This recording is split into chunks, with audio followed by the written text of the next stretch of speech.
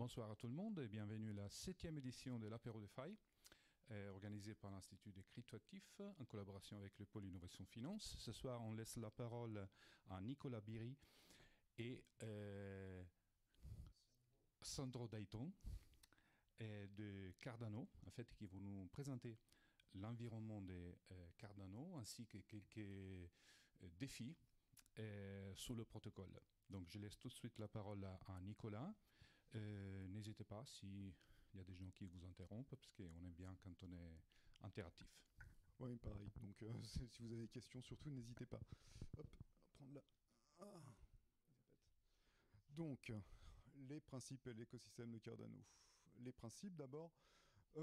Cardano, les principes et quelques chiffres clés aussi. Donc Cardano est une blockchain qui a démarré en fait son mainnet en 2017. On a une capitalisation d'actifs aujourd'hui sur la chaîne qui est de 15 milliards. Les transactions, au total, on a 90 millions de transactions qui ont déjà eu lieu sur la chaîne. Et le volume de transactions, j'ai pris celui d'hier, qui était de 360 000 $. Les principes de Cardano, un des principes, on en parlait justement avant le talk, un des principes qui nous différencie de beaucoup d'autres blockchains, c'est d'avoir mis la recherche en fait au cœur du développement de notre blockchain. L'idée, c'est véritablement que toutes les innovations passent d'abord par une étape de validation au niveau recherche, ce qui nous permet d'avoir une assez grande assurance, au moins sur l'aspect design, des propriétés de ce que l'on envoie sur le mainnet. Et notamment, on verra comment fonctionne globalement l'algorithme de consensus avant que Sandro rentre plus dans les détails des améliorations qu'on essaye d'y apporter aujourd'hui. Tout ce qui est arrivé au niveau du consensus aujourd'hui est quelque chose qui est passé par la recherche, qui a été prouvé. Un des autres principes, c'est d'avoir une chaîne qui est dirigée par les gens qui participent à cette chaîne-là. Alors, c'est quelque chose qu'on entend très très souvent dans le monde de la blockchain. Là où ça devient très différent aujourd'hui dans le monde de Cardano, c'est qu'on va très bientôt arriver à une période avec le prochain hard fork qui va mettre en place en fait une gouvernance de la blockchain par les gens qui détiennent des tokens sur cette chaîne. Donc en fait, énormément des décisions, que ce soit les paramètres des paramètres de protocole qui sont des choses plutôt techniques à l'utilisation de la trésorerie, va pouvoir passer maintenant par des votes qui seront organisés on-chain. Ça fait une grosse différence, ça change aussi beaucoup de choses, même pour nous en interne, parce que ça veut dire qu'on travaille différemment, parce qu'on a beaucoup plus de comptes à rendre aux gens qui participent à la blockchain, mais c'était une des idées fondatrices de la blockchain depuis le départ. On avait une roadmap qui intégrait cette idée de gouvernance dès le début dans le développement de Cardano. On y arrive enfin. On rentrera aussi dans les détails de la façon dont ça devrait fonctionner d'ici quelques mois. Oui. Il y a quelle fluctuation sur le volume de transactions? C'est relativement stable. En fait, on a un volume de transactions qui globalement fluctue de la même façon que les autres blockchains. On a une fluctuation qui est assez similaire. On a une légère différence quand il y a des grosses annonces au niveau de l'écosystème. Je sais que notamment quand on avait eu les lancements de toute la partie NFT, ça avait créé des pics, ça avait créé un pic d'utilisation énorme. Là, quand on avait eu l'annonce aussi de la décentralisation, ça avait créé aussi un pic qui était légèrement différent de l'activité des autres chaînes. En temps normal, quand on n'a pas d'annonce particulière, soit positive, soit négative, on a un volume qui est tout à fait comparable à ce qui se passe sur les autres chaînes. L'histoire de Cardano maintenant. En fait, on a eu une histoire qui a été basée sur les différents hard forks qui ont lieu sur la chaîne. Le lancement avec une ère qu'on a appelée Byron, qui a eu lieu donc en septembre 2017. Ensuite, on a eu Shelly qui a introduit une véritable décentralisation, c'est-à-dire que l'algorithme, on n'avait quasiment pas de consensus nécessaire au niveau de Byron. On a commencé à avoir un vrai algorithme de consensus avec Ouroboros à partir de Shelly. Ensuite, d'Allegra à Alonso, on a eu l'intégration d'abord des NFT, ensuite des smart contracts. On a eu Babbage l'an dernier qui s'est concentré lui sur la performance. Et on devrait avoir un hard fork qui devrait arriver normalement très prochainement. Idéalement en juin, j'ai l'impression que ça risque d'être plutôt juillet, mais qui va justement apporter, comme je disais tout à l'heure, la gouvernance. Le rôle d'IoG dans tout ça, principalement diriger l'effort de recherche. Sandro nous présentera certainement l'équipe de recherche au sein d'IoG, qui est une équipe d'une vingtaine de personnes. Et un gros effort d'ingénierie. Aujourd'hui, on a 100 personnes qui travaillent soit sur le développement du nœud, soit sur le développement de solutions autour du nœud, donc des solutions de Layer 2 par exemple. On pourra éventuellement en discuter aussi par la suite. Donc, les spécificités de Cardano. Tout d'abord, on a notre algorithme de consensus dont on est relativement fier parce que jusqu'ici, il nous a permis d'avoir une chaîne qui est toujours live et globalement, il n'y a pas de raison que ça change vu que ça a été prouvé que globalement, sauf disruption majeure du réseau, ça devrait rester le cas. J'espère que tu es d'accord avec ça. Globalement, c'est ce qui a été, en tout cas, c'est ce qui a été prouvé. Donc après, si la preuve est correcte, ça doit faire tenir. On a un modèle en fait on a un modèle d'account qui n'est pas vraiment de l'accounting justement, qui est le modèle UTXO de Bitcoin, mais qui est étendu pour pouvoir gérer des smart contracts d'une façon légèrement différente de ce qui peut se faire ailleurs. Et on rentrera aussi dans ces détails-là. Et en fait, ces différents aspects-là nous amènent à une des propriétés vraiment clés pour Cardano, qui est la prédictabilité et le parallélisme des transactions. En gros, une des grosses différences que l'on peut faire par rapport notamment à ce qui se passe au niveau d'Ethereum, c'est la possibilité de s'assurer qu'une transaction passera à partir du moment où elle a été acceptée par un nœud. Donc il y a très très peu de transactions qui sont refusées on-chain parce qu'on a toute une étape de vérification et un mode de fonctionnement pour valider nos transactions qui nous permettent aujourd'hui d'avoir une quasi-certitude que les transactions qui sont acceptées par un nœud finissent par arriver sur la chaîne. D'abord, Ouroboros. Donc, Ouroboros, en fait, est un consensus qui se base sur le principe de Proof of Stake. Le principe de Proof of Stake, pour ceux qui ne le connaîtraient pas, c'est cette idée simplement que les nœuds ont du staking, c'est-à-dire ils détiennent une certaine partie des actifs qui leur donnent un certain poids dans la validation des blocs qui vont apparaître sur la chaîne. Et l'idée est que, contrairement au proof of work initial qui avait été amené par Bitcoin, au lieu d'avoir quelque chose qui nécessite une énorme source de calcul pour pouvoir valider qu'on fait notre travail correctement, on repose sur l'idée qu'on peut faire confiance à quelqu'un qui a réussi à centraliser un certain nombre d'actifs, soit directement, soit par des gens qui lui font confiance pour pouvoir forger un nœud. Avec cette idée toujours que déjà, réussir à acquérir suffisamment d'actifs pour compromettre la chaîne, ça coûte cher. Et deuxièmement, l'idée que si on a réussi à attirer beaucoup d'actifs, on a assez peu de raisons de mettre en cause le bon fonctionnement de la chaîne.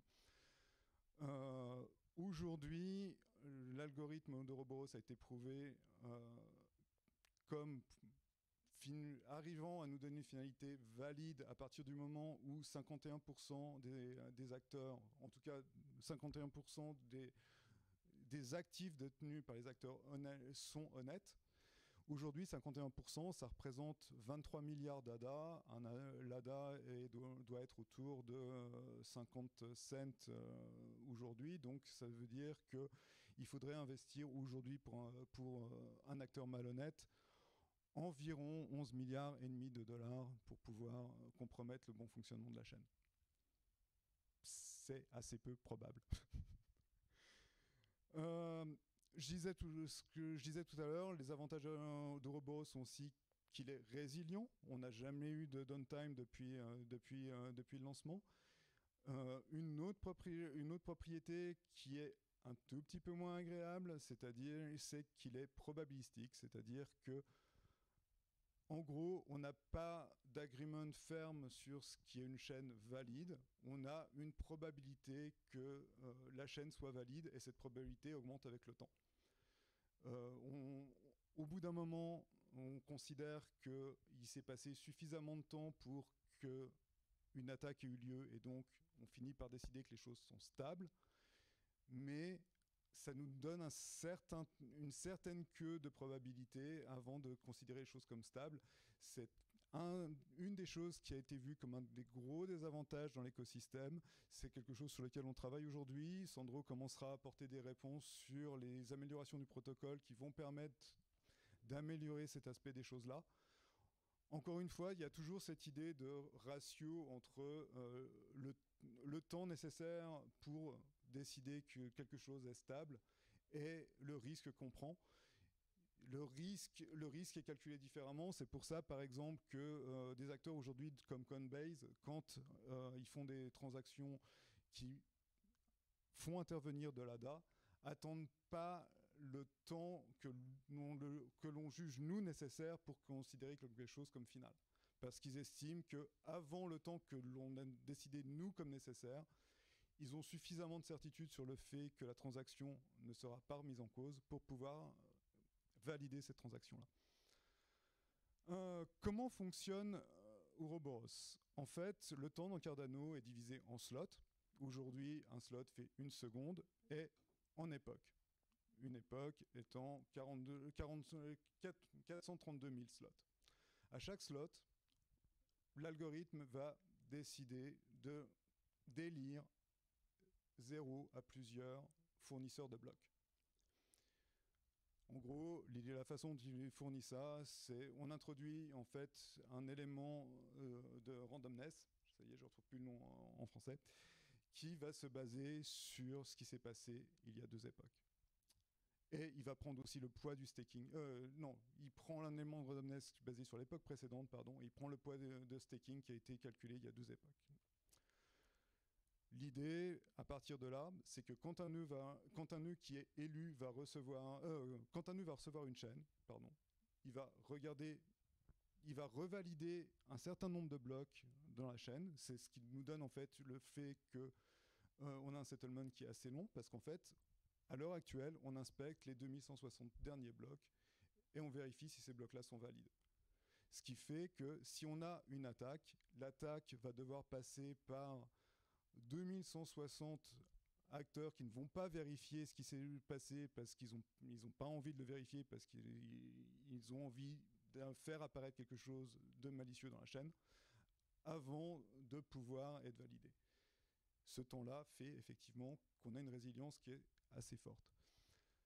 À chaque époque, on va en fait fournir un nouvel oracle pour définir du nouveau leader basé sur la production de blocs. La production de blocs étant globalement une source aléatoire, ça nous permet d'introduire en fait à chaque époque un nouvel élément pour l'élection des futurs producteurs de blocs qui va en fait faire qu'on a quelque chose qui est très difficile à attaquer parce que la source même d'aléatoire qui va nous permettre de définir le leader est difficile à envisager.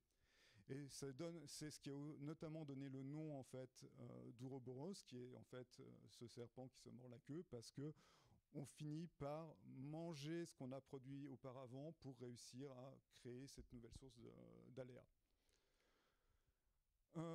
Donc, comme je disais, Ouroboros est probabilistique, ça veut dire qu'en fait, par calcul, on s'est rendu compte qu'une fois qu'on a atteint 2160 blocs, la probabilité d'attaque est tellement faible qu'on peut considérer que les choses sont stables. En pratique, quand on regarde l'historique de la chaîne, quand on regarde l'historique des nœuds, en fait, parce que l'historique de la chaîne, lui, est toujours sur ce qui est stable, mais quand on regarde l'historique d'un nœud, il est rare qu'un nœud fasse des rollbacks qui aillent plus loin que 3 blocs.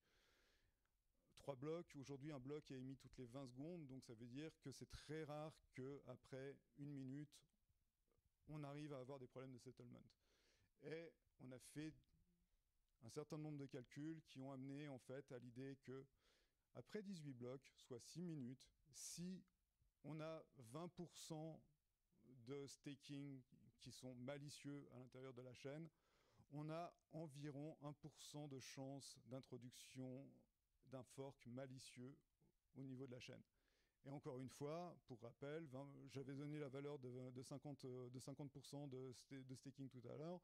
20% de staking, aujourd'hui, c'est 4 milliards d'ADA, donc c'est 2 milliards environ, 2 milliards 3 environ de dollars. Donc, si quelqu'un investissait 2 milliards 3 de dollars aujourd'hui, vous pourriez effectivement avoir une transaction qui a été validée et qui n'apparaît plus au bout de 6 minutes avec une chance de 1%. Ça relativise l'aspect probabilistique dont on parlait tout à l'heure. C'est-à-dire que vraiment, malgré le fait qu'on a cette haute probabilité, enfin ce grand temps de probabilité avant de considérer quelque chose comme stable, on arrive assez rapidement à avoir une assez bonne certitude sur ce qui va se passer. Le deuxième point que je voulais aborder, c'est le modèle des UTXO. Le modèle original du UTXO, c'est ce qui est en fait dessiné ici sur le côté. C'est cette idée que une unspent transaction, en fait, c'est un ensemble de valeurs et une adresse qui détient ces valeurs. Contrairement à l'idée d'un account-based system où on va représenter en chaîne un account avec tout ce que contient cet account, ce qu'on va représenter ici, c'est ce qui sort d'une transaction. Donc, comme si en fait on faisait des échanges sur base de pièces et de billets. C'est-à-dire que je donne quelque chose à quelqu'un, cette personne-là répartit le résultat de cette transaction-là, et au lieu de centraliser ce résultat, on garde juste un paquet quelque part en disant ce paquet-là appartient à telle personne, ce paquet-là appartient à telle autre personne. Ici, les personnes sont des adresses, et ça nous donne le modèle du UTXO, qui est le modèle globalement qu'on retrouve notamment chez Bitcoin. Donc voilà comment ça se présente normalement sur un modèle UTXO classique. La grande question qui s'est posée, c'est comment est-ce qu'on implémente des smart contracts sur la base de ce modèle-là. L'idée qu'on a commencé à développer au sein de Cardano, c'est l'idée de dire, ce qui serait bien, c'est qu'on ait des smart contracts qui vont correspondre à des adresses. Donc on utilise en fait le hash d'un smart contract pour définir une adresse qui correspond à l'adresse de ce smart contract-là. Et ce qui se passe, c'est que quand ce smart contract quand on va vouloir dépenser le contenu de ce smart contract-là, on va valider le script qui correspond à l'adresse de ce smart contract. Donc en fait, le smart contract vous donne un hash, ce hash est une adresse. Admettons que cette transaction-là soit gérée par un smart contract. Si je veux dépenser ce UTXO au sein de cette transaction, ce que je vais faire, c'est en fait ce que va faire le nœud pour valider la transaction. Il va vérifier que le smart contract qui correspond à cette adresse-là est bien valide pour la transaction que je suis en train de définir. S'il est valide, je vais pouvoir valider ma transaction et créer de nouveaux UTXO. Reste une grande question quand on veut mettre en place ce modèle-là, qui est comment est-ce qu'on passe des informations au contrat?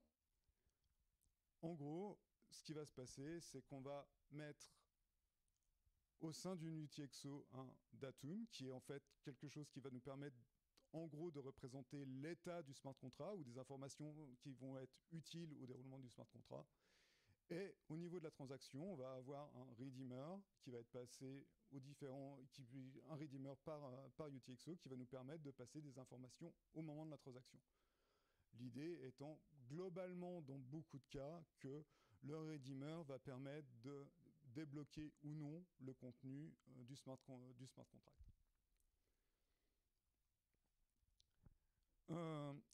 Donc ça, c'est un type de script qui est celui qui est un de ceux qui est le plus utilisé, qui permet de bloquer des fonds et de les libérer au sein d'une transaction si on valide le smart contract. On a d'autres types de scripts. On a le minting script qui permet de définir comment est-ce qu'on a le droit de créer un token ou de brûler un token au sein d'une transaction. Le withdrawal qui permet de libérer des fonds qui sont bloqués sur une adresse de staking. et la certification qui permet de vérifier le hash d'un auteur.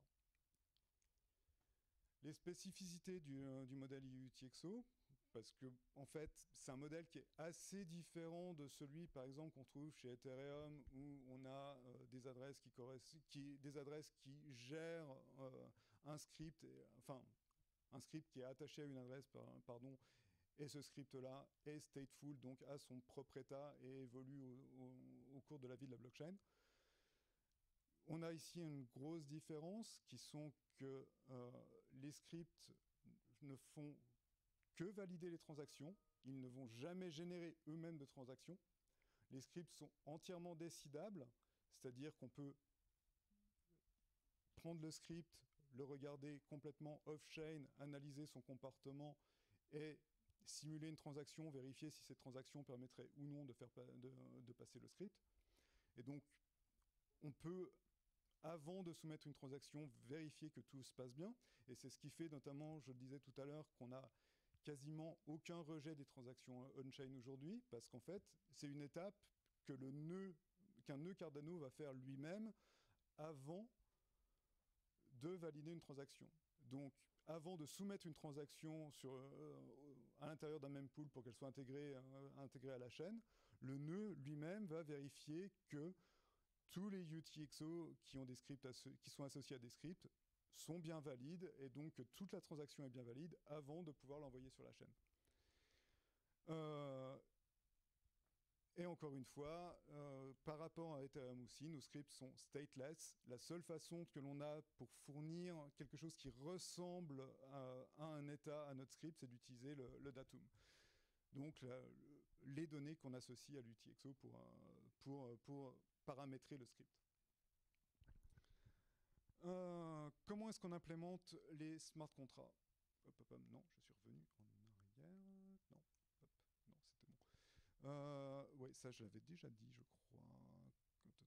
Oui, j'avais expliqué tout à l'heure, donc je peux passer ça. Et on vient à un dernier point qui est la conséquence de tout ce que j'ai expliqué auparavant. Un des avantages du modèle UTXO par rapport à ce qu'on peut retrouver ailleurs, effectivement, c'est cette idée, que l'on a une énorme prédictabilité. Comme j'ai dit tout à l'heure, on peut vérifier off-chain que notre transaction sera valide et donc que l'on peut la soumettre sans risque au nœud. Un autre avantage, c'est que, étant donné que chaque script peut fonctionner en isolation, on peut valider l'ensemble de ces transactions-là de façon complètement parallèle et ça nous permet d'avoir un processing des blocs qui est assez rapide. C'est pour ça notamment qu'on peut se permettre à chaque bloc à chaque fois qu'on reçoit un nouveau bloc de revérifier les 4 derniers blocs parce que on a cette facilité sur l'efficacité en fait de la validation des scripts et des transactions. Voilà pour en gros un résumé rapide de 2 grosses spécificités de Cardano que sont donc l'algorithme Ouroboros pour le consensus et le modèle UTXO. Maintenant, essayons de faire un tour rapide de l'écosystème de Cardano. Première chose, comment est-ce qu'on va interagir avec l'écosystème? La plupart du temps, les utilisateurs de cryptoactifs en général passent par des wallets. On a un certain nombre de wallets compatibles avec la blockchain Cardano, des wallets hardware, un certain nombre de wallets software. Je voulais parler notamment du wallet Lace, qui est une solution de wallet que l'on a définie au sein d'IOG pour interagir avec la blockchain Cardano. Lace, en gros, se présente sous forme d'une extension de navigateur qui fonctionne sur tous les navigateurs Chrome. On crée un compte en moins d'1 minute et ça nous permet notamment de voir ces transactions, de se connecter à un wallet hardware, de se connecter aux applications qui permettent d'interagir avec des ADA et de gérer son staking. C'est une des grosses activités, il faut le reconnaître, qu'on a sur la chaîne aujourd'hui, c'est-à-dire que beaucoup de gens qui investissent dans le ADA font vraiment de l'investissement Et une des raisons de cet investissement-là, c'est d'utiliser les fonds que l'on a en ADA pour faire du staking. Le staking permettant, quand le pool auquel on a délégué ces ADA est élu pour créer un bloc, d'avoir un reward de la même façon que le bloc, que le nœud Bitcoin qui va gagner la course pour forger un bloc aura un reward.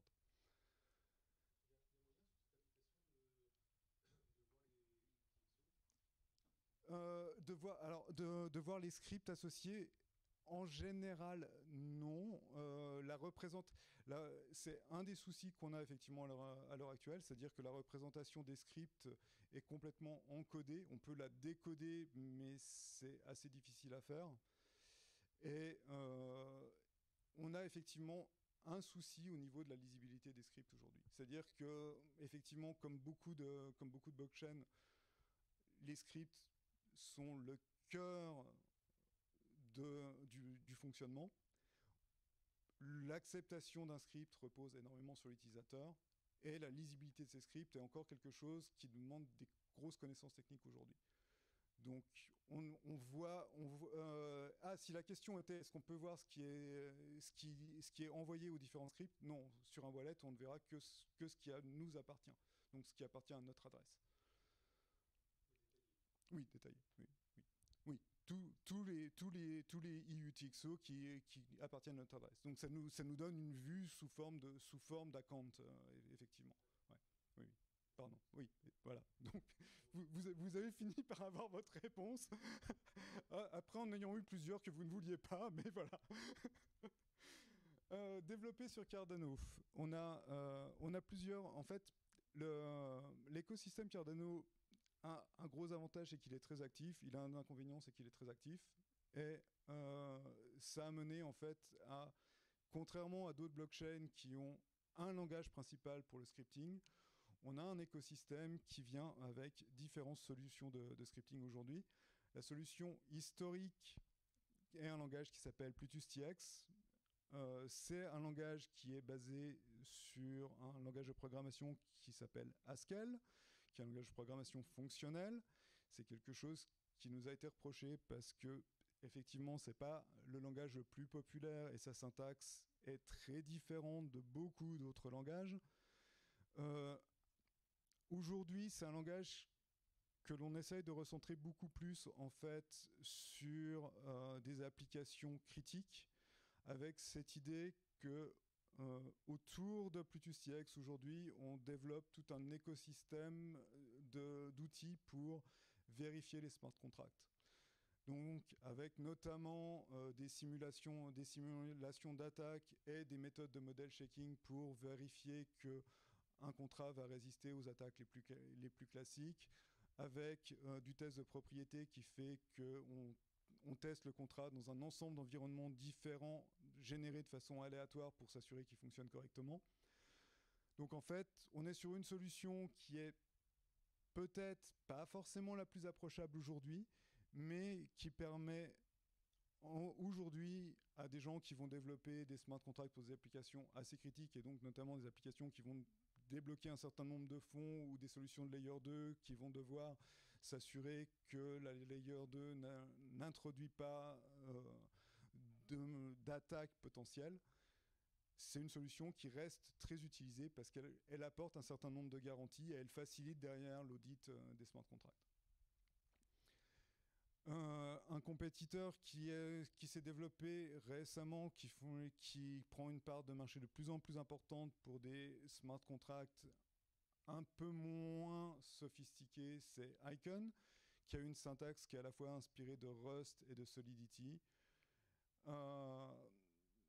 Très clairement, aujourd'hui, c'est la solution par défaut pour un grand nombre de DApp développeurs qui veulent créer des solutions qui vont être avec un faible niveau de criticité. Il y a énormément de langages, je vais juste en aborder un troisième ce soir, c'est Marlowe qui est en fait un langage spécifique pour des transactions financières. C'est un langage qui qui fait une énorme abstraction au-dessus du modèle IUTXO. Il permet notamment de définir au sein d'un smart contract des rôles et de voir ces rôles-là comme des accounts, donc retrouver le account-based model que l'on connaît par exemple sur Ethereum. Un des avantages de Marlowe aussi, c'est que le langage lui-même a été audité, et étant donné que c'est un langage qui est assez contraint, c'est un langage qui va nous permettre de développer des diables de façon secure sur un nombre de use cases assez limité. Et enfin, comme c'est un langage de domaine spécifique, on en a fait une version qui est intégrée avec une syntaxe JavaScript, Haskell ou ce que vous avez là sur l'image, une version en Blockly. Donc, je pourrais vous partager le site web si vous voulez, où on peut essayer de créer son propre contrat comme ça. C'est clairement pas la façon la plus agréable pour programmer pour un développeur, mais ça a permis à des gens qui n'avaient quasiment pas de connaissances en programmation de créer notamment des petites applications de swap. On avait discuté au lancement de Marlowe avec notamment un professeur en Afrique qui voulait utiliser ça pour gérer ses transactions avec certains de ses élèves, et avait commencé à regarder, à créer effectivement son propre smart contract de swap tout seul. Et l'avantage, encore une fois, c'est que le langage étant audité, il n'y a aucun risque quand on crée un smart contract avec ce langage-là. Évidemment, il faut réussir à suivre ce que fait le script. Et l'autre avantage, en plus, c'est qu'on a un explorer pour Marlowe qui permet, quand on envoie des fonds vers un script, de voir à quoi correspond ce script-là et d'avoir une représentation de ce script. Donc, on réduit un peu ce risque d'avoir un besoin de compétences très aigu pour pouvoir comprendre ce que fait un script avec lequel on interagit. La création d'applications passe aussi par un besoin de définir la partie off-chain du solution. Je ne vais pas rentrer dans les détails aujourd'hui, mais là aussi, on a plusieurs frameworks qui permettent le développement de la partie off-chain de Diap sur Cardano. Il y a 3 notamment frameworks principaux, Lucid et Mesh qui sont en JavaScript, le Mesh notamment une syntaxe qui est assez proche de React en JavaScript, et il réutilise le même modèle de composants, donc ça rend l'intégration dans une solution, dans un site web assez simple.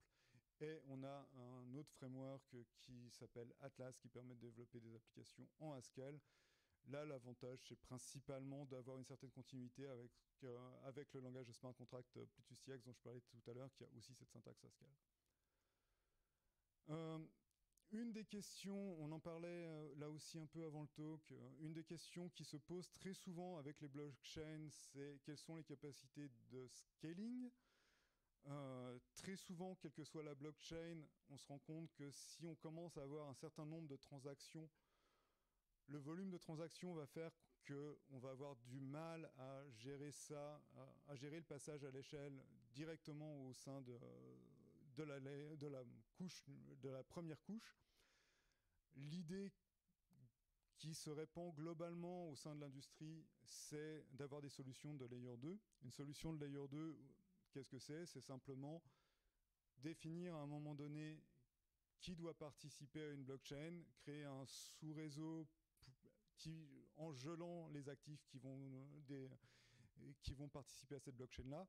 Là aussi, le modèle d'IUTXO rend ça assez simple parce qu'on peut bloquer qu'une partie de ces actifs et pas bloquer tous en account quand on va vers une layer 2. Et à partir de là, on bootstrap ce deuxième niveau de chaîne. Elle fonctionne comme une chaîne indépendante. C'est notamment le cas de fonctionnement de Hydra, c'est-à-dire que le fonctionnement d'Hydra, c'est cette layer 2 fonctionne exactement de la même façon que la layer 1. Donc on fait nos transactions comme si on faisait des transactions sur Cardano. C'est juste qu'à un moment donné, on va décider de fermer cette layer 2, faire un settlement de tout ce qui a été décidé au sein de la layer 2, au sein de la layer 1, et on va en fait compacter l'ensemble des transactions qui se sont produites au sein de cette layer 2 pour aller fournir une transaction qui va résumer l'ensemble de ces transactions-là au niveau de la Layer 1. À partir du moment où on a un ensemble d'acteurs qui sont d'accord pour s'isoler, faire les choses de leur côté et revenir sur la Layer 1, c'est aujourd'hui la meilleure solution de scaling que l'on peut trouver pour Cardano. Une autre piste que l'on développe aujourd'hui, c'est la possibilité de créer des partner chains.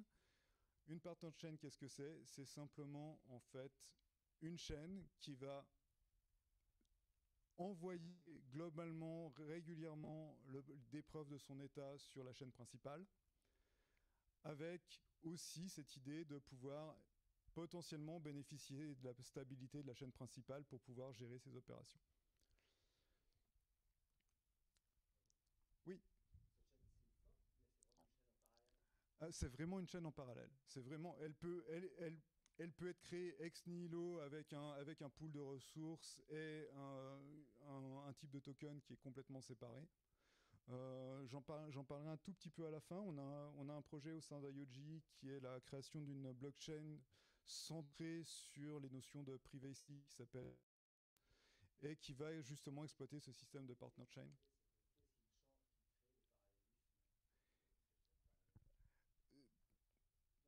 N'importe qui.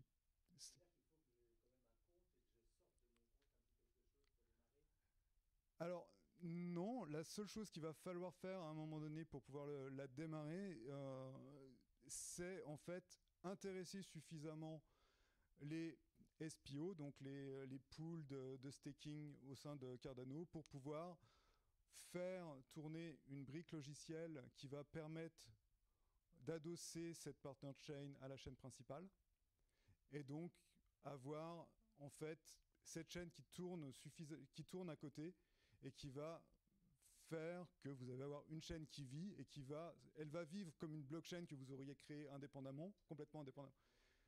Avec simplement cette idée à un moment donné de dire j'envoie des preuves de l'état de ma blockchain sur la blockchain de Cardano et je valide l'état de ma blockchain sur Cardano, ce qui fait que j'ai la résilience offerte par Cardano au sein de cette blockchain que j'ai bootstrappée à côté. Ah oui.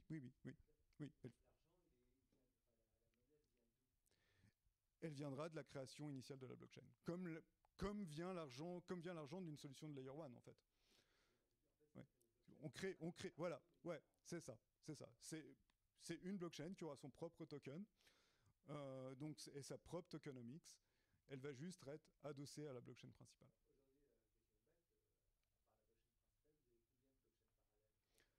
Pour le moment, Midnight sera la première. Elle devrait normalement sortir en septembre. Donc la solution de Partner Chain est encore toute fraîche. Elle est justement en train d'être finalisée pour le lancement de Midnight. Oui.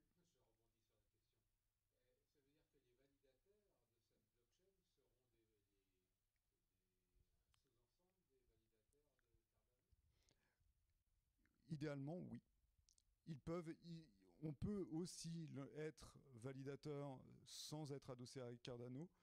L'idée, c'est de bénéficier du poids de staking de Cardano, notamment pendant le bootstrapping de la blockchain. Quand on lance une blockchain, notamment une blockchain que l'on souhaite baser sur du proof of stake, un des soucis principaux, c'est le démarrage de cette blockchain-là. Parce qu'au démarrage de votre blockchain, votre crypto-monnaie ne va pas avoir une énorme valeur intrinsèque, et donc les potentiels d'attaque de cette blockchain sont énormes, notamment pendant les premiers instants. L'idée de pouvoir adosser ça à une blockchain existante fait que vous pouvez bénéficier du poids de staking de la blockchain principale, notamment pendant les premières phases.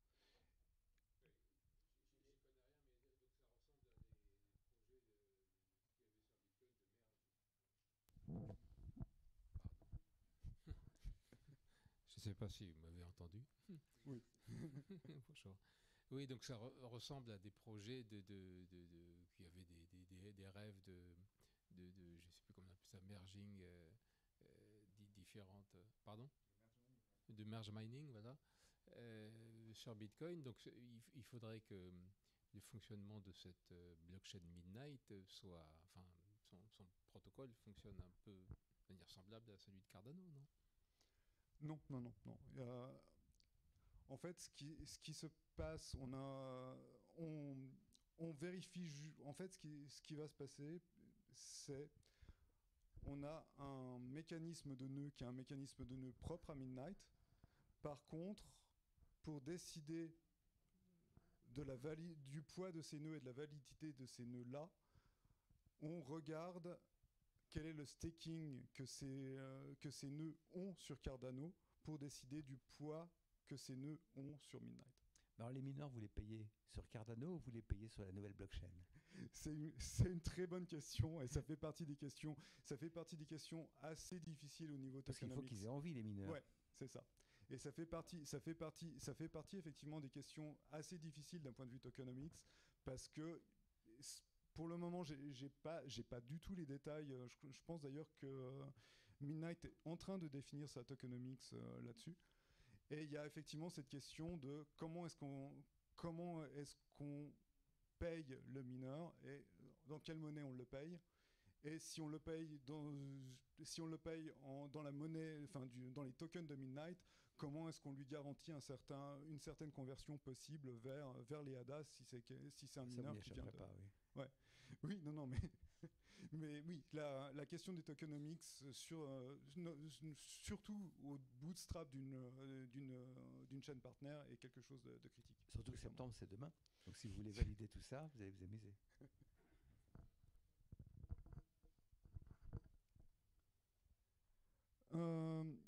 Oui, mais par contre, ce qui démarre en septembre, ça va être justement la première étape d'annonce d'intérêt pour les gens et pas l'activité directement de la blockchain.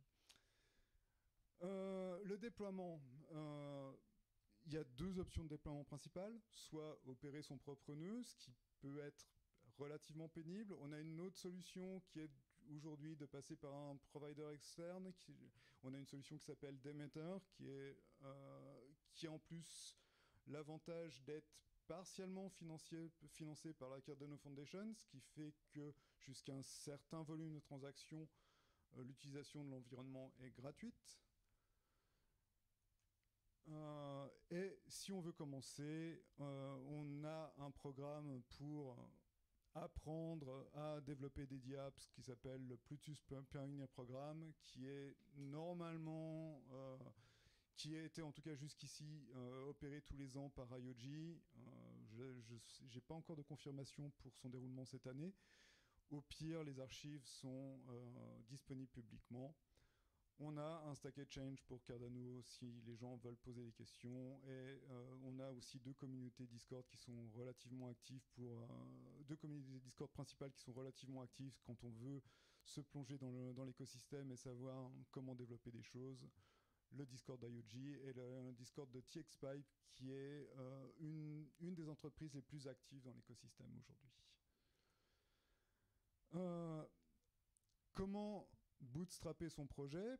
Finalement, le développement, ça coûte un peu d'argent. C'est bien si on peut en avoir pour démarrer, pour démarrer sa DApps. On a en fait dans Cardano un projet qui s'appelle Catalyst, qui organise différents calls pour financer des projets. Le dernier call, il y a un call qui a eu lieu il y a quelques mois, il y a quelques semaines. Le précédent date d'il y a quelques mois, c'était le Found 11, donc c'était la 11e itération de cet appel à projet. On a distribué 46 millions d'ADA qui proviennent de la trésorerie de Cardano. On avait reçu 920 propositions et 300 ont été financées.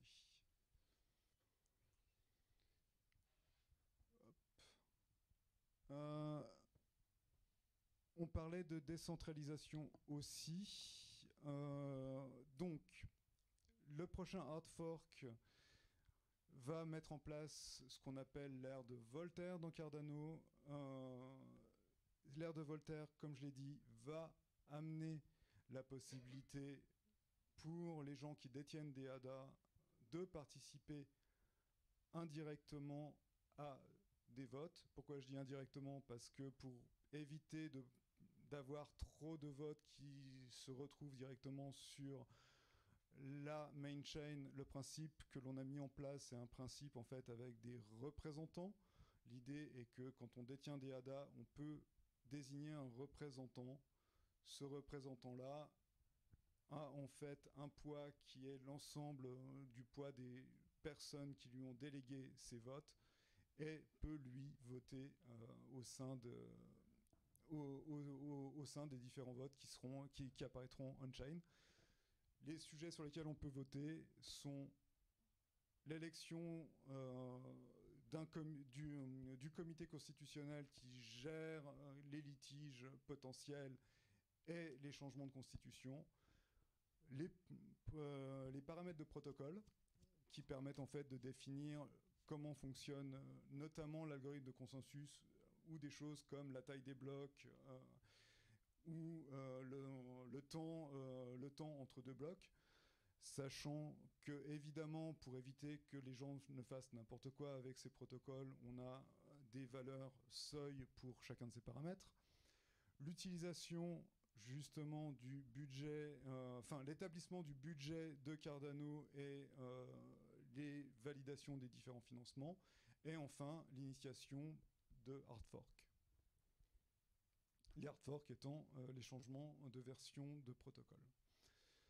Là aussi, si on veut s'investir dans la communauté de Cardano, même avant que l'on puisse commencer à voter, il y a plusieurs organismes qui existent. On a Intersect qui aujourd'hui se focus principalement sur le fonctionnement technique de la chaîne et qui organise des working groups pour décider de l'avenir en gros de la blockchain. Donc en gros, le fonctionnement qui va arriver dans les mois à venir là aussi, c'est les travaux de recherche, une fois qu'ils auront été prototypés et validés, seront proposés à ces working groups là pour discuter avec eux de l'intérêt de leur implémentation et des échéances d'implémentation qu'on souhaitera leur imposer. On a une autre organisation qui vient d'être créée, qui s'appelle Pragma, qui, elle, s'occupe principalement de développer de l'outillage pour les utilisateurs. En dehors de ces deux organisations-là, n'importe qui, aujourd'hui, peut faire des propositions d'amélioration de la blockchain au sein de ce qu'on appelle des SIP. On a, en fait, un mécanisme qui est assez orienté développeur, qui est simplement aller sur un dépôt GitHub et on a un template de propositions à remplir en expliquant ce qu'on voudrait améliorer, comment l'améliorer et initier une discussion avec la communauté pour détailler la solution et la valider avec la communauté. Et comme j'ai dit, les votes qui seront disponibles à partir du prochain hard fork. Le futur de Cardano, qu'est-ce qui va arriver? Sandro va vous parler notamment des futures améliorations de la partie consensus. J'ai parlé aussi de la possibilité de créer des partner chains. C'est une des grosses échéances qui nous attend de notre côté. Cette idée de pouvoir effectivement adosser des chaînes à Cardano. Et je crois que c'est tout. Voilà, c'est tout pour moi. Est-ce qu'il y a des questions? Oui. Oui, merci beaucoup. J'avais une question sur le langage de script en fait, oui. Associé, puisque ma compréhension c'est qu'il n'y a pas de VM en fait. Alors, il y a une VM parce qu'en fait, il y a différents langages de script. Tous ces langages de script-là vont compiler vers quelque chose qu'on appelle Plutus. Et on a super bien choisi notre nommage quand on a créé Cardano. On a Plutus qui est en fait l'équivalent d'un bytecode et Plutus TX qui est la version Haskell pour programmer les scripts. Donc, que ce soit tous les trois langages que j'ai présentés là, non, les deux langages, pardon, Icon et Plutus TX vont être compilés en Plutus et ce langage-là, en fait, est en gros validé au sein de la VM du nœud. C'est pas exactement une VM parce qu'en fait, on fait juste tourner le code pour le valider au sein du nœud. Donc c'est pas une VM isolée, on ne peut pas jouer juste avec la VM. Mais voilà, c'est fait comme ça. D'accord. Et donc, comment vous contrôlez en fait l'exécution? C'est-à-dire, typiquement, si on prend l'exemple de Ethereum, il y a du gaz Oui. Pour éviter effectivement un certain nombre de problèmes. Par exemple, est-ce que c'est Turing complet, le Alors, jeu? c'est Turing complet. On a en fait, à chaque nouvelle release du langage, on a un cost model qui est associé. Donc en fait, le langage se base sur un ensemble de primitives, puis une construction au-dessus de ces primitives-là pour créer ces scripts. Le cost model nous permet, quand on compile le script, d'avoir un calcul du coût du script. Donc le coût du script est prévisible, contrairement à ce qu'on peut avoir en Ethereum où les besoins en gaz peuvent fluctuer. Là, on a un coût qui est fixe, qui va dépendre uniquement du script. Donc une fois que le script est compilé, on a cet équivalent de bytecode qui va avoir un coût fixe. Voilà. Oui. Oui, bonjour. 2 milliards de dollars pour vous planter, enfin pour Ouais. ça me semble très peu. Parce que, évidemment, un particulier ou une entreprise n'aura peut-être pas envie d'y investir, mais si vous commencez à avoir du succès et qu'un État a envie de vous embêter en situation de conflit. Alors je sais bien qu'en ce moment on vit une situation extrêmement calme, il n'y a aucun conflit, tout va bien, mais si un État a envie de vous emmerder, à mon avis, 2 milliards c'est rien du tout. Oui. Ce qu'il faut voir aussi, c'est 2 milliards à l'état du cours actuel. Je pense que si quelqu'un essaye d'acquérir 2 milliards d'ADA, le coût risque de monter un petit peu. Donc il y a déjà cet effet-là. Et il y a évidemment aussi, comme vous parliez, il y a l'idée de ce qui va pousser les gens à vouloir déclencher une attaque, c'est potentiellement le succès de la chaîne. Le succès de la chaîne augmentera aussi la valeur en ADA, la valeur en dollars d'un ADA. Donc, mais oui, effectivement. Ouais. Vous avez du succès, je vous attaque, d'un seul coup les cours montent. Vous savez que c'est très volatile, tous les cours de crypto-monnaies sont extrêmement volatiles. Je Oui. réussis une attaque, il y a un problème.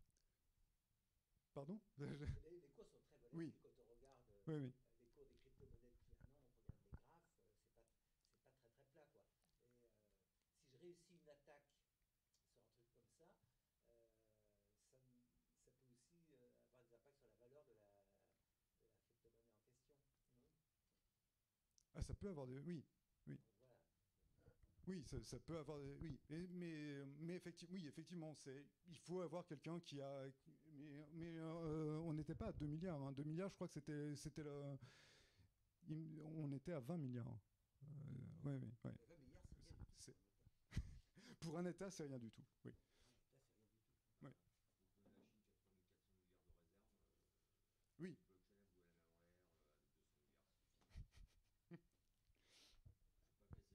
Oui, non, mais...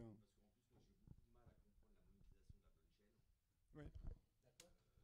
Attendez. Prenez le micro si vous voulez. Merci bien. Moi, j'ai beaucoup de mal à comprendre la monétisation d'une blockchain. Oui. J'ai des enfants qui sont informaticiens, qui sont là-dedans et tout ça. J'arrive pas à comprendre. J'arrive pas à comprendre la monétisation. Je voulais que je donne une réponse d'abord. Non. Tu peux voter. Oui, mais je pense, en plus c'est une question à laquelle il va être dur d'apporter une réponse concise qui va tenir dans le temps de la discussion ici.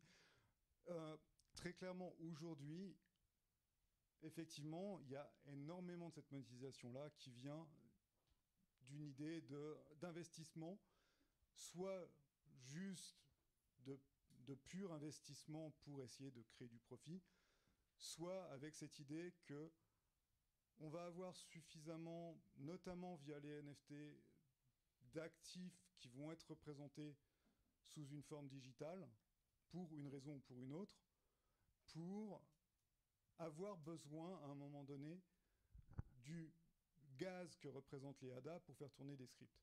À partir du moment où on a une économie suffisante qui fonctionne sur cette base de j'ai des scripts qui représentent j'ai des scripts qui me permettent de manipuler des actifs et j'ai besoin de faire transitionner ces actifs entre différents acteurs. On a besoin du gaz pour faire tourner ça. Ce gaz a une valeur, et plus on a d'activité, plus le gaz va prendre de valeur, et plus il y a un intérêt à avoir de ces actifs-là dès maintenant. C'est très clairement spéculatif. Vous avez parlé en langage financier. Oui. Là, j'ai commencé à comprendre que mes enfants n'avaient pas réussi à me faire comprendre. En fin de compte, c'est un fonds spéculatif. C'est en grosse partie un fonds spéculatif, Voilà, effectivement. donc ça peut se casser la voilà. figure. Très clairement. Très clairement. Mais il y a suffisamment de blockchains qui se sont déjà cassé la figure pour confirmer que ça peut se casser la figure. Vous avez parlé des projets que vous financez. Aujourd'hui, est-ce qu'il y a des applications qui existent déjà, qui sont déjà opérationnelles? Et si oui, combien? J'ai pas les chiffres exacts en nombre d'applications. Il y a principalement les principales applications qui ont été développées sur Cardano sont des applications qui permettent justement de la gestion de NFT. Encore une fois, ce qui montre bien aussi que c'est quelque chose de très spéculatif. Je pense que les applications les plus actives aujourd'hui sont celles qui permettent de faire des échanges, que ce soit des échanges entre tokens qui sont représentés sur la blockchain Cardano ou des échanges entre blockchains. Donc, très clairement, le gros du volume de transactions aujourd'hui sont poussés par des usages spéculatifs et une partie plus ou moins stable qui a tendance quand même à être en légère croissance sur de l'utilisation de NFT. Alors, moi, ce qui m'inquiète le plus, puisque c'est des transactions qui sont déconnectées des marchés réels, oui, c'est le blanchiment et la lutte contre le terrorisme. Ouais, ça inquiète beaucoup de monde. Et j'avoue que quand je vous entends parler, là-dessus, ça me fait un peu peur quand même. Parce que moi, j'ai des agréments à protéger pour pouvoir travailler. Et si je dois conseiller un jour à un de mes clients de venir sur votre blockchain, comment il est protégé? Parce que moi, je serai en infraction si la personne en face n'est pas quelqu'un de correct. Ouais. On a notamment, on parlait tout à l'heure de Catalyst, qui est notre instrument de funding. Enfin, notre instrument, c'est pas celui d'IOG, mais c'est celui de la blockchain Cardano. On a aujourd'hui tout un travail de KYC pour valider à qui on envoie ces fonds-là. Et on sait effectivement qu'on a besoin d'avoir ce moyen de gestion d'identité. On a au sein d'IOG le développement d'une solution pour gérer des identités numériques sur la blockchain qui s'appelle Atala, qui a été renommée récemment, mais je ne me souviens plus du nouveau nom d'ailleurs. Toujours est-il que oui, il y a un besoin d'avoir une notion d'identité, il y a un besoin que cette notion d'identité, qu'on puisse la coller à certains comptes et l'utiliser dans l'ensemble des transactions. Là où je suis complètement d'accord avec vous, c'est que la blockchain telle qu'elle est définie aujourd'hui permet aussi d'avoir des transactions qui sont complètement non régulées. Oui. Oui. Je propose d'arrêter la discussion là avec un grand merci à Nicolas. En même temps, les critiques tout à fait éligibles et dignes, on peut les appliquer à d'autres environnements, donc c'est pas tout à fait. C'est clairement pas. Voilà, ce sont des questions ouvertes, disons, à la communauté. Voilà, donc maintenant c'est le tour de Sandro Coretti-Drayton et effectivement c'était prévu 1 heure, là on te demande de raccourcir un tout petit peu 40 minutes. Mais c'est, disons, grâce à la curiosité que Nicolas a suscité. Okay, merci beaucoup et merci beaucoup de m'avoir invité ici. Comme vous entendez, le français n'est pas ma langue maternelle et puis donc je vais parler en anglais pour cette présentation. Mais si vous voulez me poser des questions en français, vous pouvez le faire. Mais je vais répondre en anglais. Okay, so I'd like to talk to you about scalability, which involves two main things, currently at least in our research. One is to increase the number of transactions per second that you can pump through the blockchain. And The second is to decrease the settlement time. So as Nicola pointed out before, the current algorithm that is running, you have to, the longer you wait, the more stable a block that you're interested that contains your transaction is going to become. And so the thing is that the settlement part is something that we're still working on. And when I agreed to give this talk, I thought we would be done with it, but unfortunately, we're still in the middle of writing the proofs. So that's why I'm going to focus on the throughput part today. The thingy that will make the throughput go up is called Leos. That's Greek for like a wave of transactions. And you might wonder why Greek. And the reason is it's a beautiful language, and the head of research is from Greece. So that's why all our products are named. Have Greek names, including Ouroboros, the name of the main protocol. Okay, so you may know Nakamoto consensus, right? It's the paradigm that was used in Bitcoin, and the idea is always that you adopt the longest chain as kind of this is your truth, and then you play a lottery, and whenever you win the lottery, you get to propose a new block. Okay, so this in Bitcoin. What you would do is you would take the longest chain and you would try to extend it. And what you have to do, you create a block, you put some transactions in it, and you put a hash pointer to the previous block. And then there is a small little field called a nonce, right? And what you do is you basically try all possible nonces until the hash of the block is below a certain limit. Okay? And so this is how you implement the lottery. This is the proof of work system. Okay, and whenever you're in Bitcoin, whenever you're able to solve a proof of work, then you get to propose a new block. Okay, and who knew this? Who knew this? Yeah, just to get okay. So this is so the idea here is that honest parties, like the honest participants, they always build on the longest chain. Okay, so then. With time, sometimes there might be a split. For example, when two people or two miners discover a new block at the same time. But all in all, because honest people always build on the longest chain, at some point, if you're interested, for example, in this block back here, it's already become much more unlikely that this block will ever not be on the longest chain. So this is the idea. And so because proof of work is very inefficient, right? Because solving these puzzles is basically costs a lot of energy. That's why there are at this point like 7 miners that run the entire Bitcoin blockchain. The alternative is proof of stake. Okay, so in proof of stake, you implement a lottery slightly differently based on cryptography, and it doesn't require any energy. Okay, so and what you do is Nicholas mentioned it before, is you split time into slots. And then for every slot, each of you, if you participated, would have their own personal lottery keys. And then you can, on your computer, by yourself, you can check, did I win the lottery in slot 17? And if so, this cryptographic mechanism will give you a proof. And you can use this proof to convince everybody that indeed you won the lottery in slot 17. Okay, so this is what replaces solving the difficult puzzle in proof of stake. But otherwise, the principle is the same. So whenever you always adopt the longest chain in red here as your kind of canonical chain, and that's what you extend if you win the lottery in a particular slot. Okay. Okay.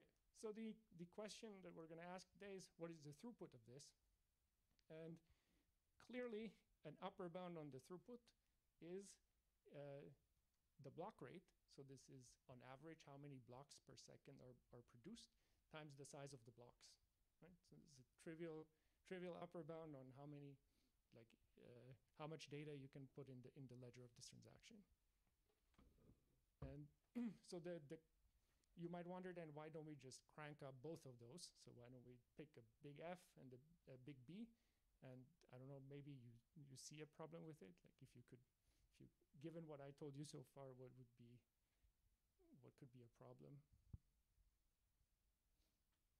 So if you remember, honest people have to build on each other's block, otherwise it doesn't work. Okay, so it's very important that if, for example, you produce a block and then he's the next winner, see your block before he builds on it, right? Because otherwise, if he doesn't, you might end up in a situation like this. But you're really supposed to extend each other's blocks, right? So it's very important that whenever somebody produces a block, most of the time, the next winner builds on that block. Otherwise, we don't get anywhere.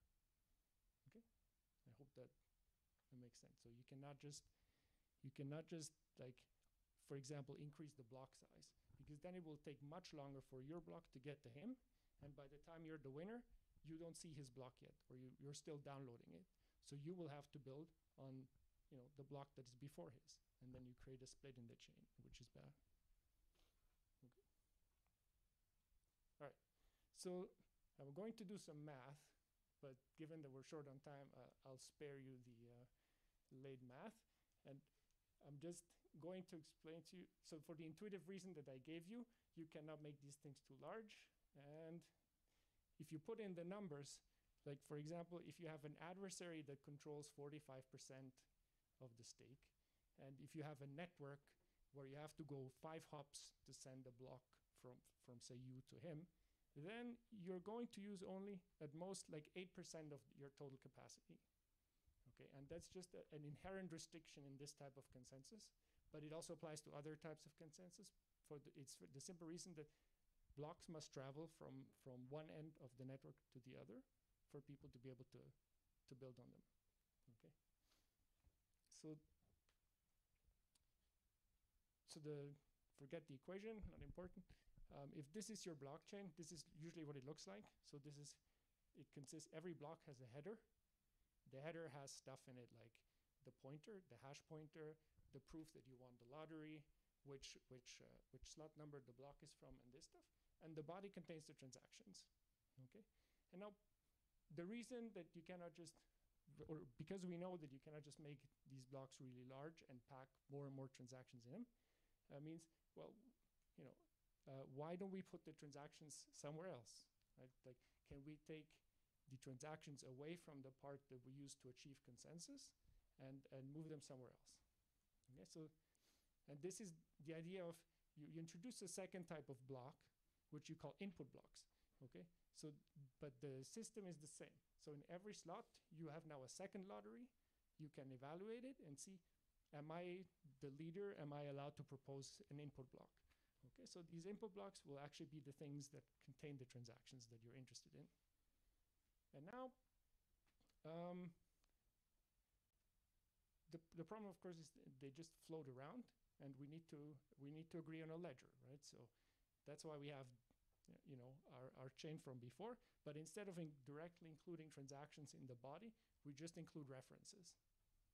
Okay. So then, if you see this, you're going to say, okay, what is my ledger, right? The ledger is always, you always want an ordered sequence of transactions. That's what makes that's what the blockchain provides to you. So you're just going to order them in the order these blocks are referenced, right? So this block is referenced first. So then you go through all these transactions. Then this block is referenced second.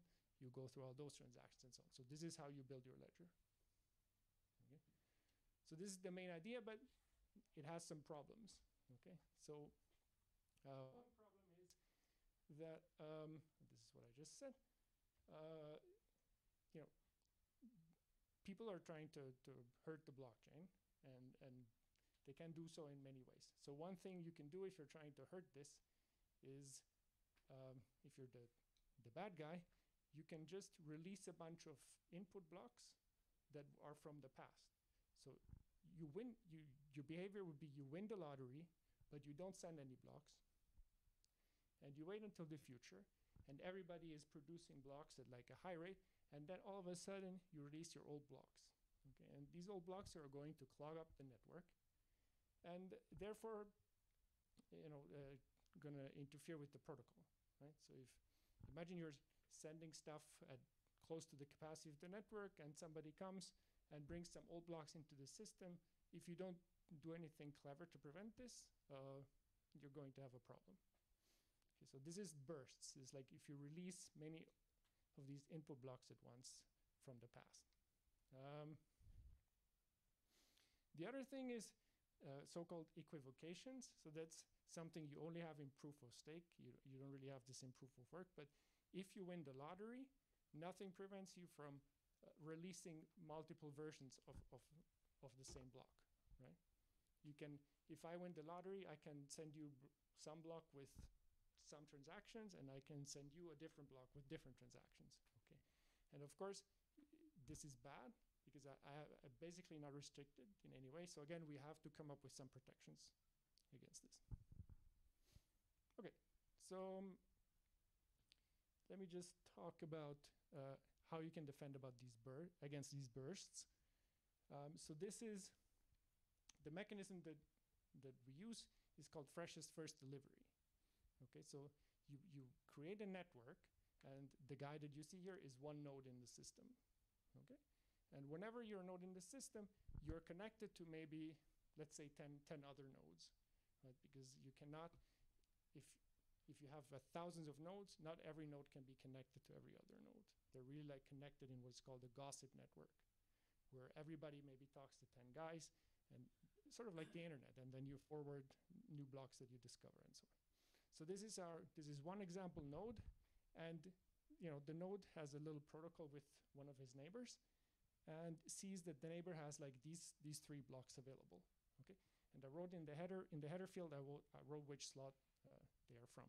So the freshest first strategy is very simple. You simply download the block with the most recent slot number. Okay, so in this case 7. Oh, okay, sorry for that. That should say 7. Okay, so what is the advantage of doing this? So if I'm a good guy and I send the blocks when I'm supposed to, I can sort of predict how long my blocks take to get through the network. Okay, so it might be that if I send a block now, some of you might send a newer block. That newer block might interfere with mine, but there cannot be too many. If I keep the rate at a reasonable level, there will not be too many newer blocks that interfere with it. So I can estimate or compute how long it will take for my block to get to the network. Okay, so this is blocks generated by honest parties, they should be fine. And then what we have to do is we have to make sure that blocks created by bad guys, that they don't hurt us. Okay. So this is kind of how we attack this problem of bursts. Okay, so by switching to this freshest first delivery, we can get rid of this problem. Okay, there's a second issue though. Okay, so what if somebody sends you one of those Nakamoto blocks and one of the references doesn't exist? Okay, what are you going to do? Basically have 2 options. Okay, the first option is you can accept the block, and when you're the leader, you would build on it. Okay, so you would, and the problem with this is an adversary might send you on purpose a block that has a missing reference, and then the corresponding input block never arrives. Now you have a gap in your ledger, so that's really bad. So this is not a good strategy, but unfortunately, the other strategy of saying, okay, I'm going to pretend that I haven't seen this block until all the references are here, that's also a bad strategy, because it could be that this block comes from an honest party that has seen all the blocks it points to, but you just haven't received them yet. Okay, but if you remember from the beginning of the talk, it's really important that honest parties build on each other. Okay, so if you ignore a block that comes from an honest party, then you're going to have problems with your consensus. In the sense that the longest chain protocol, it won't give you the security that you normally get. Okay. So what are we going to do? What we can do is we can do a voting scheme. So the idea here is that whenever people see an input block, they're going, not everybody, but a set of people are going to send votes, and then you can combine these votes into certificates once a block has enough votes. Okay, so So when the certificate says that enough people have seen this block to ensure that eventually it will be delivered to everybody. So that's as soon as you can get a certificate, this is what this means. Okay, and now what you put into your actual chain is the references along with the corresponding certificates. All right, and now this thing of your chain containing a reference that points to a block that you don't know, this can no longer happen. Okay. Right, I feel like are there any questions? Or is like so you keep the reference and a certificate for each ID. Yes, exactly. Okay. All right. So you consider that the certificate is a proof that it exists even if you don't find it.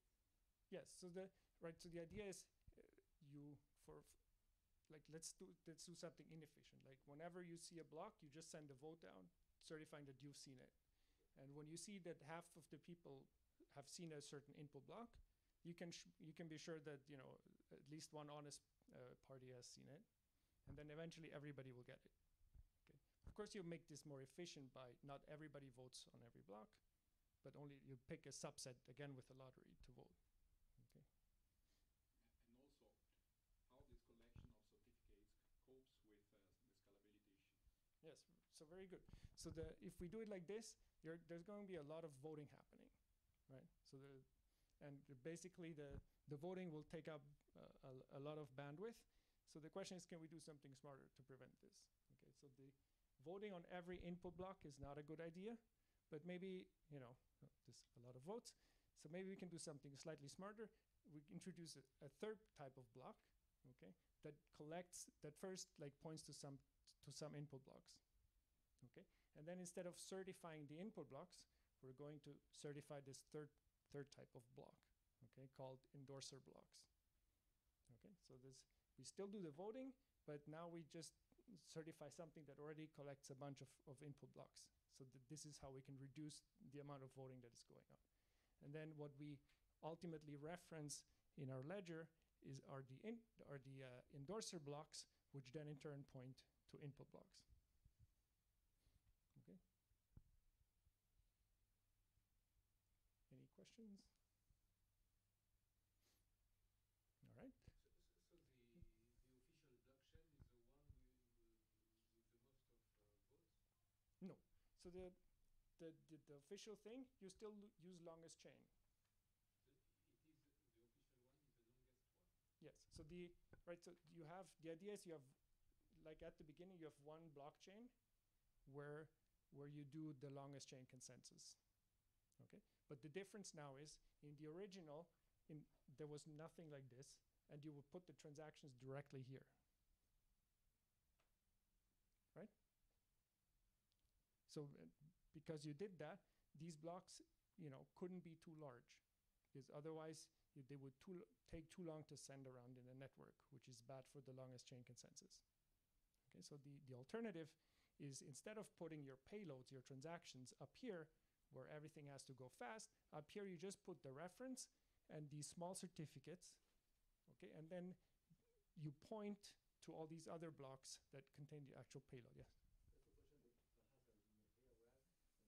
perhaps I was not here aware. The certificate is just to prove that your ID is good, or do you have some verification, coherence verification before you give the certificate? Yes, so very good question. So at the very basic level, for now we're only caring about how have enough people seen these input blocks. Okay, but you can maybe I'll say something about this later. You can also couple this with verification, so that people actually verify the transactions that are in here, and only issue a certificate then. So this means that you have a cryptographic protocol to count the people who saw this? Yes. Like El Gamal or something like this? Yeah, so basically what you use, first of all, you use the same type of lottery to elect yourself as a voter. And then if some block satisfies all the criteria, you basically produce a signature. And then these signatures can be aggregated. So once you cross a certain threshold, you can aggregate them into a short certificate. So you don't need to put all the, signatures for this block in here, but you can aggregate them into a short certificate, and that you can put up in this block. Make sense? Okay. All right. So the question is, does this solve all our problems? And the answer is not quite yet. So there are more issues. There's only like one more, and then can all go and grab a beer. All right. So what is the issue? So imagine you win the lottery for this type of block, for an endorser block, okay? And you're going, you know about these input blocks. You're going to create an endorser block that references them, and then you're going to send this around. And now this guy, he's supposed to vote for this if he has seen all the input blocks that are being referenced, okay? But now we really have to make sure that by the time the voting starts, all of these input blocks have arrived, right? Because if the voter, this guy may have seen these 3 blocks, but this one of them, the voter doesn't know yet. That's bad, because then the voter is not going to vote for this block, right? On the other hand, whoever created this one down here, the EB creator didn't know about it, so the EB creator didn't make a reference to it. That's also bad, right? So we really want, if an honest guy creates an input block, the endorser block creator should reference it. And whenever it's the voter's turn, we have to make sure that the voter sees all the referenced inputs, okay? So this is going to be the last annoying part. So this is the timeline, okay? So imagine time goes from left to right, and I remind you that we're doing freshest first delivery, okay? So we split the time into slices, okay? And what we care now about is the input blocks that are generated in this first slice, okay? And we want to make sure that wherever we decide to start the voting, they must all have arrived, okay? So for example, let's say, we start the voting here, okay? So what can we do to guarantee that by the time we start the voting, all of these guys have been delivered, right? Because the problem is, in this second slice, there are newer input blocks being generated, and because we do freshest first delivery, these guys are going to interfere with the delivery of these guys, okay?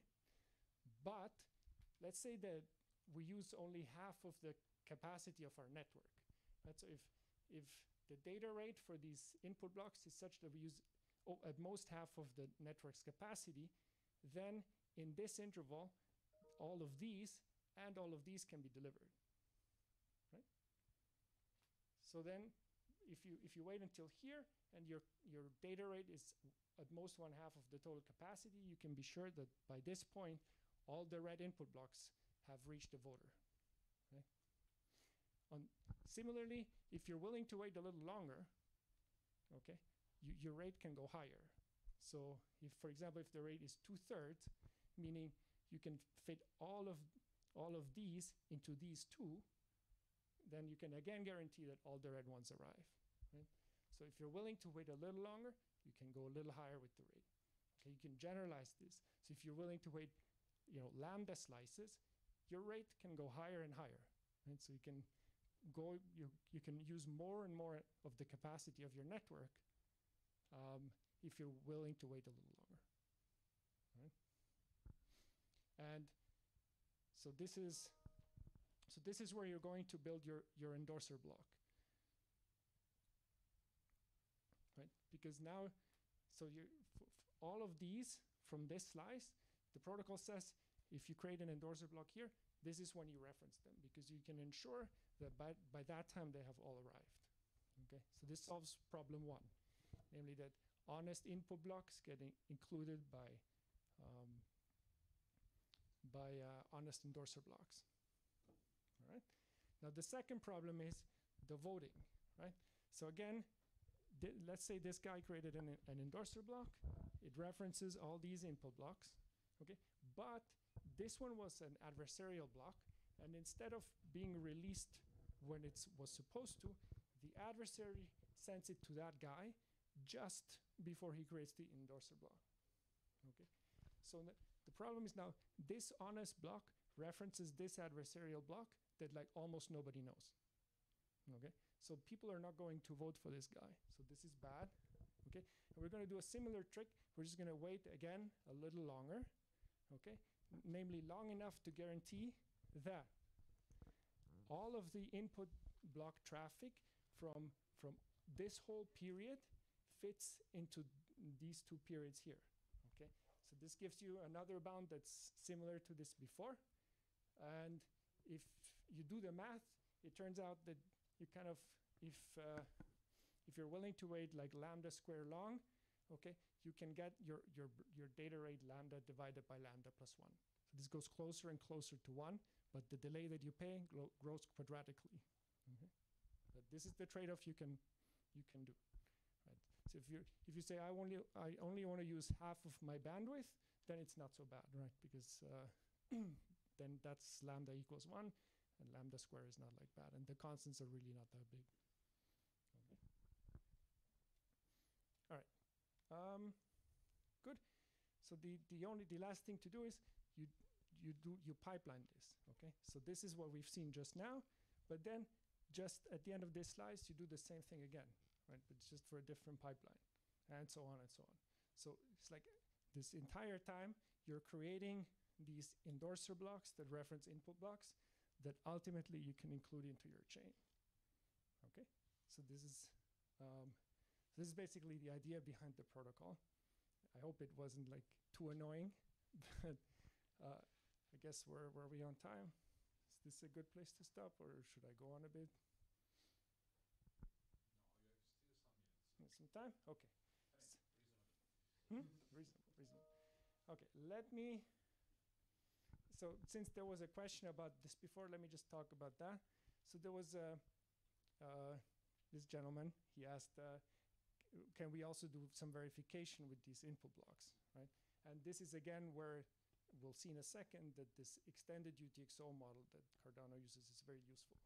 Okay, so to start with, maybe this is the account-based model that would be something you find in blockchains like Ethereum. In fact, you find it in most modern blockchains these days. Okay, so you have, all of the transactions to date, they define a certain ledger state, right, which consists of all the accounts with how much money they have, all the smart contracts with how much money there is in them, and so on. Okay, this is the ledger state of Ethereum. And then when you submit a transaction, it has some quotes, some instructions, whatever, and it kind of says which of these smart contracts are you going to try to spend from, and there's a computation. And it happens on this entire ledger state. There's a global ledger state, and these contracts can call each other.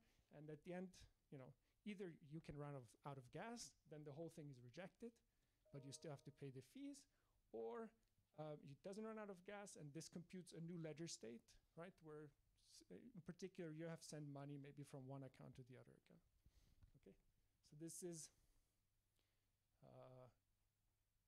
the sort of accounts model in Ethereum. Okay, and so it has some drawbacks, okay? So one drawback is you cannot predict how much your transaction is going to cost. Why not? Because when you create your transaction, you're going to look at a particular ledger state, but 1,000 other people are also going to craft their transactions, and they might be processed before your transaction, right? So by the time your transaction executes, the ledger state might be very different from what you originally saw. Okay, so therefore the computation might be different, and it might take longer, and then you could run out of gas, right? So this is not something that's good, which means you cannot really compute the ledger state until you have actually serialized all the transactions.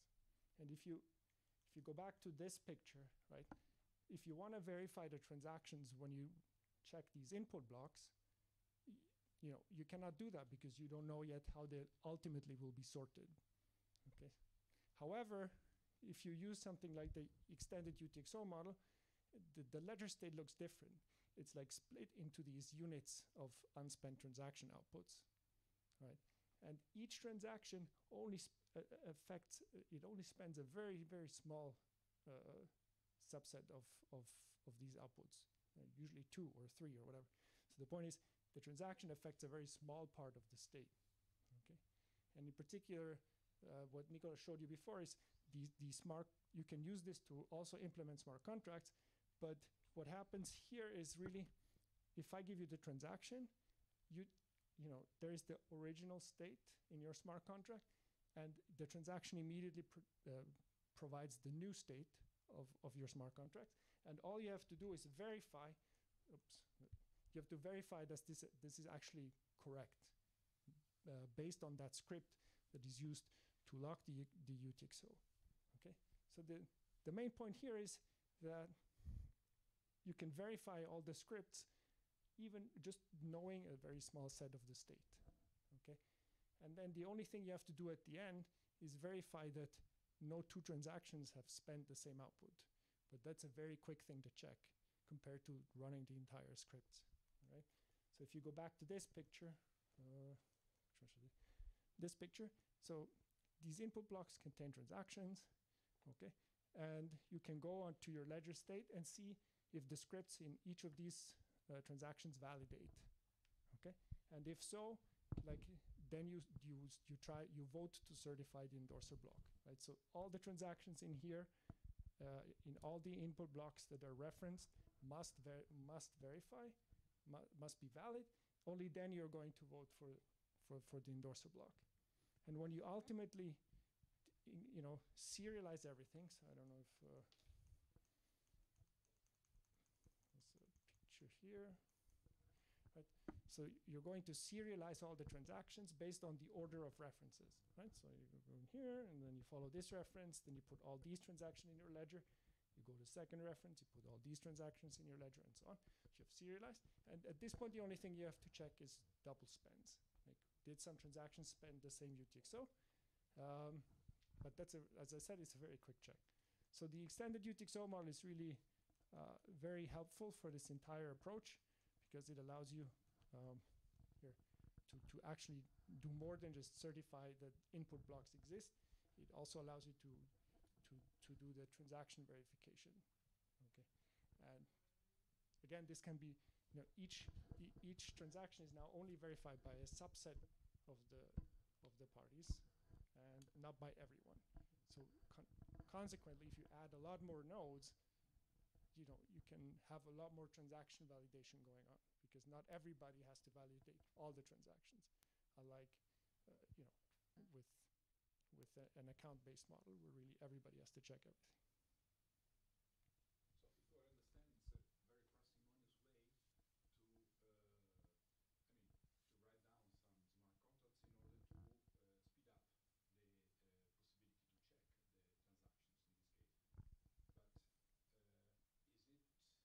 this case. But is it the only protocol that does that, or is there anyone?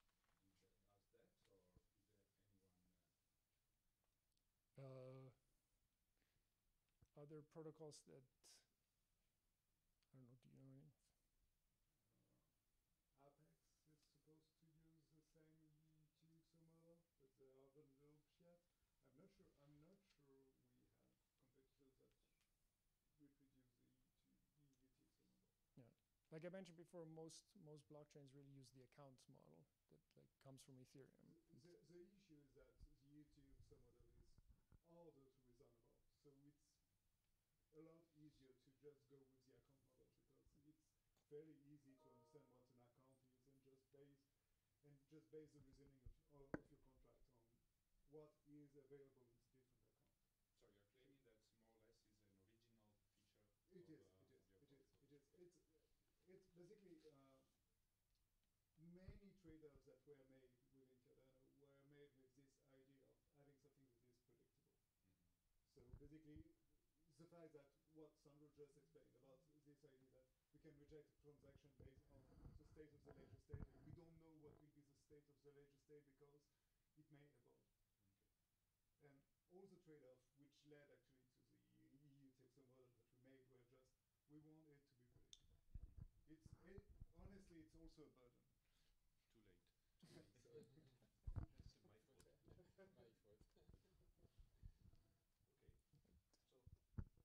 other questions?